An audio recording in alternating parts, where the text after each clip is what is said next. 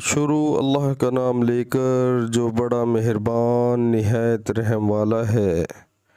اور جو ایمان لائیں اور نیک کام کریں وہ جنت کے مالک ہوں گے اور ہمیشہ اس میں عیش کرتے رہیں گے۔ سبحان اللہ۔ پیارے مسلمانوں، اللہ تعالی ہمیں قرآن پاک ترجمے کے ساتھ سن کر اس پر عمل کرنے کی توفیق عطا فرمائے، 5 وقت با جماعت نماز پڑھنے کی توفیق عطا فرمائے۔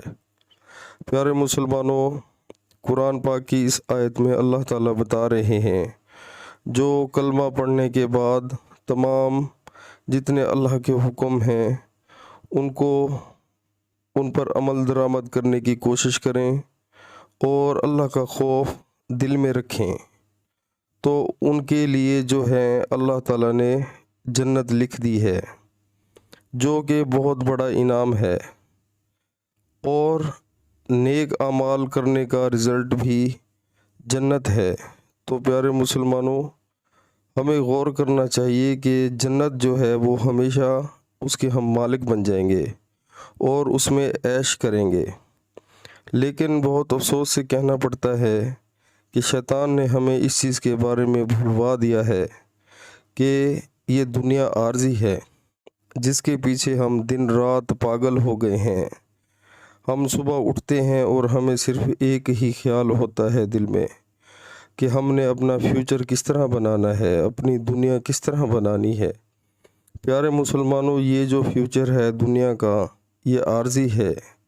جو اصل ہمارا مقام ہے، جو ہماری اصل کامیابی ہے وہ ہے جنت، جو کہ اللہ کے حکم سے تب ہمیں ملے گی جب ہم اللہ اور اللہ کے رسول صلی اللہ علیہ وآلہ وسلم کے جتنے حکم ہیں ان پر عمل کرنے کی کوشش کریں اور سچے دل سے توبہ کریں کہ ہم آئندہ کوئی غلط کام نہیں کریں گے جو کہ اللہ تعالیٰ نے منع فرمائے ہیں۔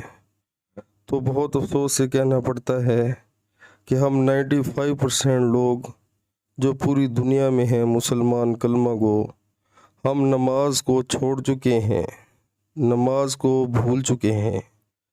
جیسے ہی اذان ہوتی ہے، اگر ہم ڈرامہ دیکھ رہے ہیں یا کوئی مووی دیکھ رہے ہیں یا کوئی اور شیطانی کام کر رہے ہیں تو ہم اذان کو اگنور کر دیتے ہیں اور اللہ کے حکم کو اگنور کر دیتے ہیں۔